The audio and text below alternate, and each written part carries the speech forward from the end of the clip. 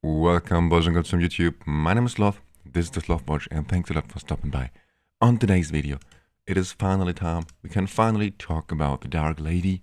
I think a lot of you have been waiting for this showcase and just in general for this event, so that we can finally go for the Dark Lady. And yeah, now the big question is, when will the Dark Lady start for you? It is pretty easy actually. It is after 100 days into the game. Now sadly I cannot go to the shop, but there is this heroic pact. And on this heroic pact you can just see how many days you've already logged in. And after you've logged in for 100 days, or pretty much 100 days after you started your Dragonheir journey, then it's roughly 100 days. I think it depends a bit on the server actually. So if you're 1 or 2 days late on your server, for example, then of course it is after 98 days. But yeah, I think you get the idea. After roughly 100 days of playing, then the Dark Lady banner will appear for you. And now the big question is, how strong is the Dark Lady? Because she used to be insane. Yeah, she used to be extremely strong. And I can just tell you right away, she is no longer as good as she used to be. She is no longer overpowered, and she's definitely not a must-have for everybody. There are some accounts and some people who definitely want the Dark Lady. And of course, once again, if you are one of those collectors, just like I am as well, and you just want the Dark Lady because she is so cool, because just her lore is cool, her aesthetics are cool, and just in general, she is still a very strong character, so there's absolutely nothing wrong with going for the Dark Lady. It is just that she is no longer as mandatory as she used to be, but she is still very, very strong. So now, let's get into this. Let's answer the question if she is worth it for you or not. Because, well, I tried her in many, many different teams, and pretty much all different kind of necrosis teams. I tried the Dark Lady to see when she really improves your damage and when she does not do so much actually for your account. So yeah, let's get into this. And first, before we get into the testing period of this video, first let's talk about her skills real quick. First, her aura, not her passive skill. She increases all allies' max HP by 30% in all battles.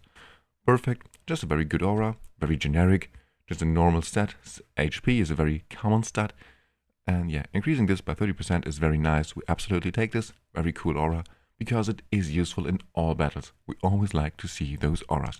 Next, her passive. And this is very crazy. This is a very cool passive, and it reads extremely strong, but it is not too strong. It is actually now, I would say that this is very balanced. She's a very balanced character. She's an extremely strong character, and yet very balanced. She is definitely not overpowered or so. So yeah, while this hero is present whenever any unit on the battlefield dies. So yeah, we're talking about a summoning team here, obviously. So a lot of heroes, a lot of units die quite frequently. Then all allies share the unit attributes equally. So yeah, every one of your allies, whenever every single time a unit dies, gain some attributes. We're talking only about attack, defense, and HP. And the maximum cumulative increase per attribute is 30% of Dark Lady's corresponding attribute. So yeah, it is nothing too complex. Also, she heals all ally heroes by 10% of the dead unit's max HP as well. So this is also quite cool healing actually. It depends a little bit on who you pair her with. But for example, if you pair her with someone like Ursilas, then she also can heal by quite a good amount. I also compared her to other healers, so stay tuned for this as well. So if she's actually worth it and how good can she really heal. I can already tell you, she can heal, she can help quite a lot to keep your team alive, but this is just one of the many things that she can do. Now, to sum it up in just one sentence, the Dark Lady, she can do pretty much everything. As you can see, she can boost your team, she can keep your team alive thanks to those heals. Then also she can inflict the attack penalty debuff, so she is very good at keeping your team alive. And Also, can she inflict buff prohibition, which is very cool, and she can actually also deal a small amount of damage, but it's actually not much. Honestly, it is not much. You should not expect her to be a damage dealer. As you can see, she is not a damage dealer. She is still a support. It's just a little bit of damage. I think, especially for PvP, her damage is a bit more interesting. For PvE areas, her damage is pretty much nothing interesting for us. So yeah, but now this is the passive, and this is extremely cool that she just increases the main attributes, attack, defense, and HP of all your heroes of your whole team. This is another way how she helps your team just to survive longer, just because she increases their defense and HP for the whole fight. So yeah, extremely cool passive. This is an extremely cool passive. Also quite strong, but also very cool. So next, I already talked about the battle skill. This is super straightforward actually. She attacks 3 times at random. It's a little bit of damage. This is absolutely not much. And then each of those hits, so up to 3 targets, she can inflict them with attack penalty. Super cool. Now, in another video, I showcased my alternate teams, and there I compared a hero that can inflict attack penalty, Yorn, to another hero, Torrin, who can only heal. And both of those heroes, they were able to keep the team alive for pretty much the whole time. Also, we used Yorn in a small set that made some very small heals, so Yorn pretty much healed nearly nothing, and he and Torrin kept the team alive for pretty much the whole time. This is just to showcase you how strong attack penalty is, and how impactful the attack penalty debuff is for your team to stay alive. It is very, very insane, because you know, Torrin can heal for an extremely good amount, and then if someone like Yorn in the Descent, what is it called? Crescent Ward set. If someone like Yorn in the Crescent Ward set and some Enlightenment can keep your team alive just as long as Torrin can, then this shows pretty much how impactful attack penalty is actually for your team to survive. And now, next, finally, her ultimate. Also actually pretty straightforward. It's a full AoE, we love to see this. Then she has a 50% 75% chance, and you cannot scroll this up any further, so it is only a 75% chance to dispel all buffs and shields from the enemy. This is something we actually don't like to see. This is not reliable, and even if you scroll her fully up, she never is 100% reliable with removing or dispelling buffs and shields from the enemy. This is something I don't like too much, but okay, it is what it is. By the way, you can inspire her, and then you can actually boost this up to 100%. But yeah, she's an exclusive hero. Inspiring her is going to be extremely expensive, so I would not recommend you to do so.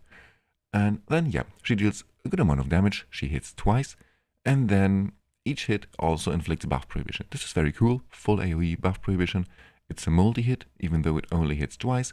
We still can use her quite good actually with Which Remains. It is not too reliable, but it is okayish. And yeah, this is the hero. This is the skill kit of the Dark Lady. And this is extremely cool kit, and as I said, it is quite balanced. It is definitely not overpowered or so, and yet it is quite cool. It is quite effective. So now let's get into the next part. Let's talk about her gear and her recommended stats, because this is actually very interesting and very important for you to note as well. As I said, I did quite a lot of testing, and especially in the first hour or 90 minutes, I've been extremely underwhelmed by the performance of the Dark Lady. And the main reason is because I underestimated her buff, her passive skill by quite a lot. As you can see, her stats determine how many attack, defense, and HP stats the dying units share. So what do I want to say? I just want to say you the 3 stats that you should focus on first are HP, defense, and attack for your Dark Lady. Because the more HP, defense, and attack she has, the more of those attributes she can actually share with your team. So, in the best case scenario, you just want to have as many of those 3 stats on the percentage, affix, and main stats. So as much attack percentage, HP percentage, and defense percentage as somehow possible to make your team as tanky as possible, and also just mainly, of course, as much attack as possible, because she is sharing her attack with your team. So yeah, this is the first mistake that I did. And the first hour or so, I've only run her with like plus, as overall, like 2500 attack. And then when I swapped her gear and just pushed her attack as high as semi-possible, this changed by quite a good amount. So absolutely recommend you to build her with as much attack as possible, while also giving her some nice stats of defense and HP. Then, next, of course, as well, you want as much accuracy as possible. Or not as possible, actually, but as much accuracy as you need for the particular area that you're going to use her. Because, of course, she brings some very cool debuffs. And especially, as I said, you can use her with the Witch Remains. Actually, I've been using her with the Crown of the Unclean for some reason, which I will show you in just a second. So, yeah, she can inflict up to 3 different debuffs, so definitely build her with accuracy. And then also an extremely strong set for her is the Emissary's Whisper set, because she has a pretty much 100% uptime of this buff, of this Emissary's Whisper buff for your team. So very, very good set for her. But you can try a lot of different sets. You can also just try any of those tank sets because they provide some additional stats. Just in general, you can use whatever set you want to use her or whatever set you need her. You need a hero in the Inspiration set, just build her in the Inspiration set. You don't have a hero in the Brotherhood Spirit set yet, then build her in the Brotherhood Spirit set, and so on. But in general, the Emissary's Whisper set fits just perfectly for your Dark Lady. And yeah, that's it pretty much when it comes to the recommended gear and stats. So yeah, attack as your main priority and accuracy, and then as much HP and defense as semi-possible just to make your team even more tanky. And then let's talk about artifacts, because there is of course one other elephant in the room that all of you probably, or a lot of you at least, want to know right now. How strong is her exclusive artifact, and is this exclusive artifact worth it? Because in theory, on the banner where you can pull the Dark Lady right now, there is like only one exclusive hero in this banner. So you can guarantee yourself the Dark Lady after 300 summons. You can then select her from the selector chest. And then you can, in theory, use up to 1000 dice. The worst case scenario is that you need actually all those 1000 dice. And then you can guarantee yourself a second copy of the Dark Lady. So within 1000 dice, every one of you could guarantee themselves the Dark Lady and her exclusive artifact. But now the question, of course, is this worth it? Well, just to say it in one sentence, one word, no. I would absolutely not recommend you to do so, for some different reasons. First, we are quite sure that the Dark Lady banner, it will come back in later seasons as well. So if you really want her exclusive artifact, you can have it cheaper if you just wait a little bit, wait for the next banner where she arrives once again, and then go just for another 300 pulls. So then you overall only need a maximum of 600 dice instead of 1000. And then is the impact of this artifact actually not too huge? Now, don't get me wrong. Actually, this is a very cool artifact. This is a very cool effect, by the way, as well. And I've tried a lot around with this artifact here. And what I can say you is that her damage pretty much it doubled. It a bit more than doubled actually, which is quite cool.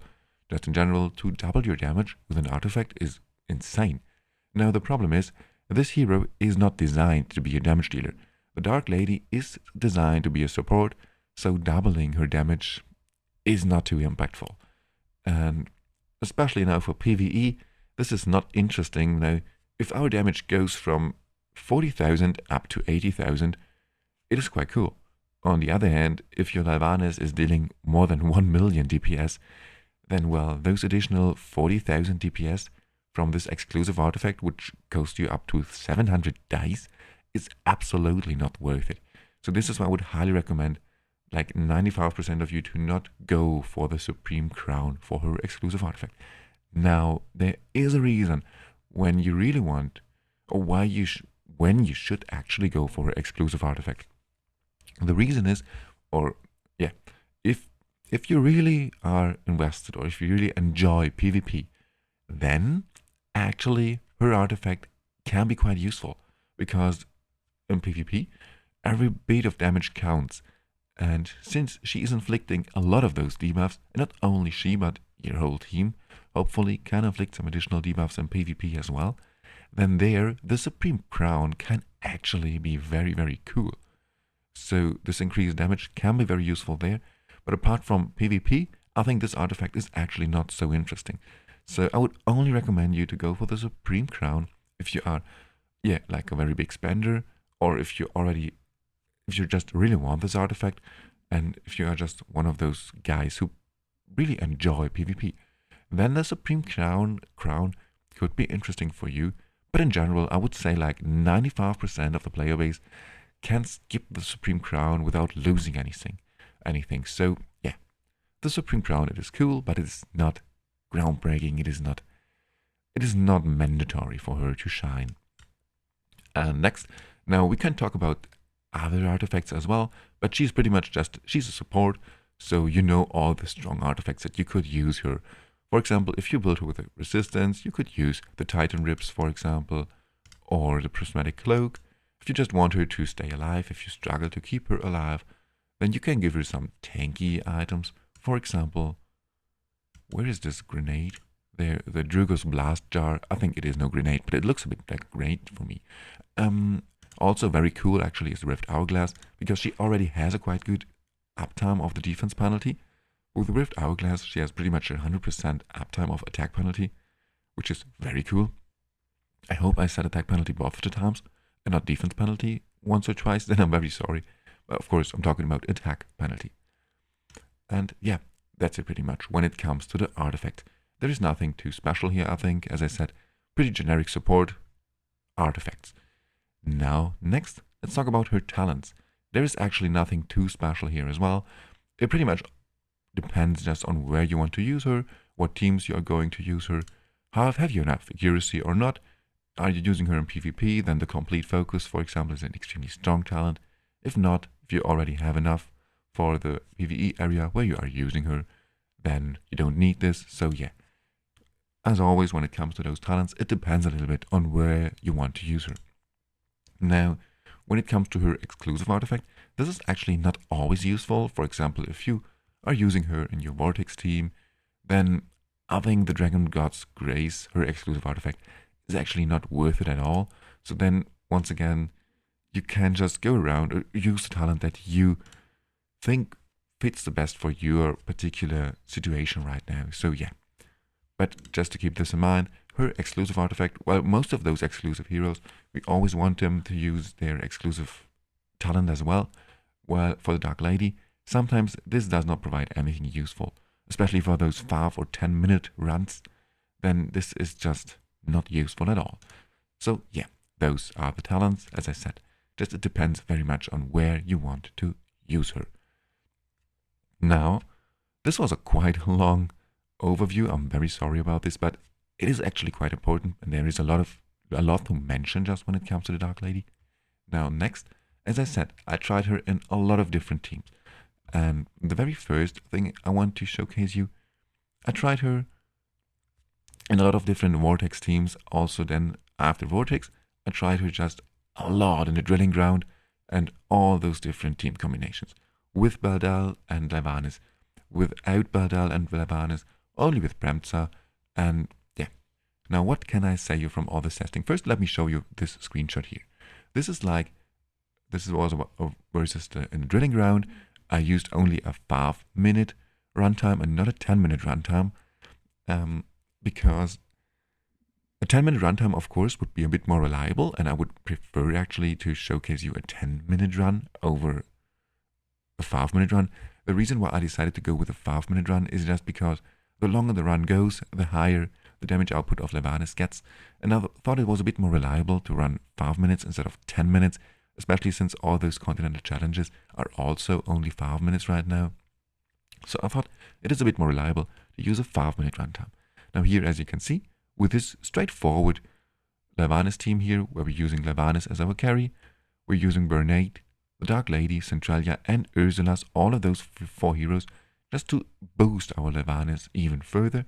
All of those heroes actually are just here to boost our Levanis, and then our Levanis reach DPS of around 1 million damage. Pretty much 1 million damage, which is quite good.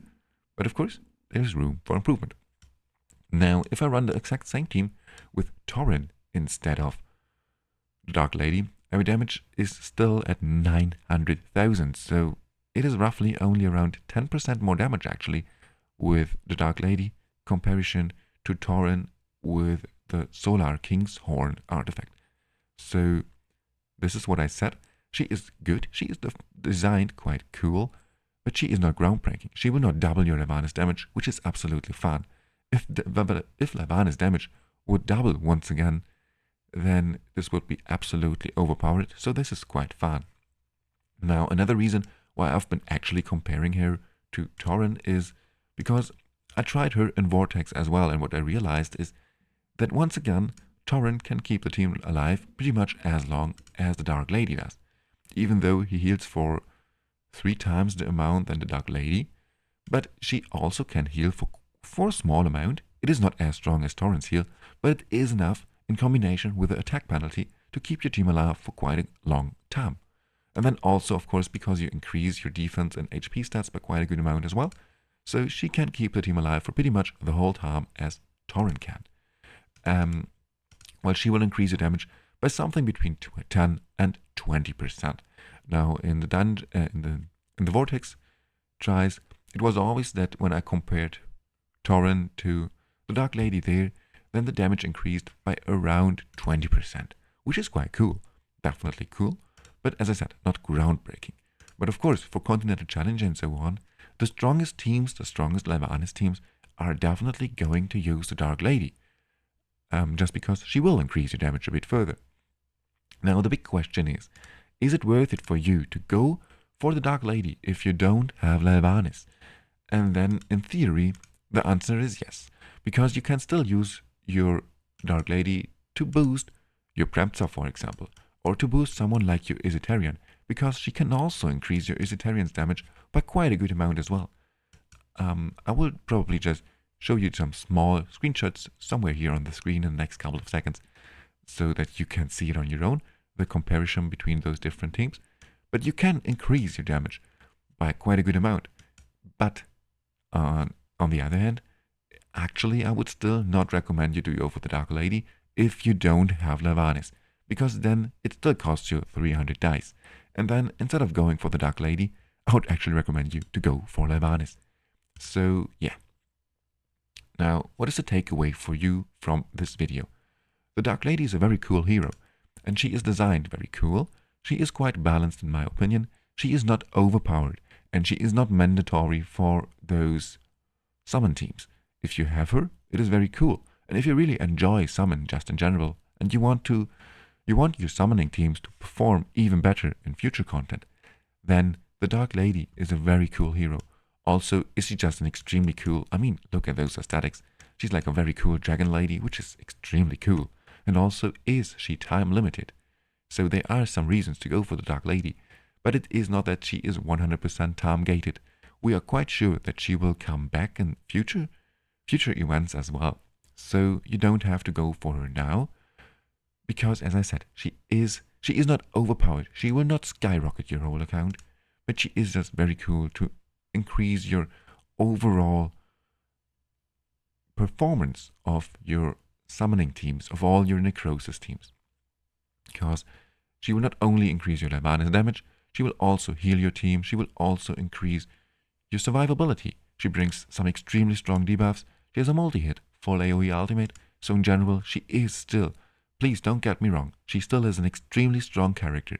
I just want you to know that she is not as overpowered as she used to be. And there is a lot of hype around the Dark Lady, which I can absolutely understand. I'm also very hyped for the Dark Lady.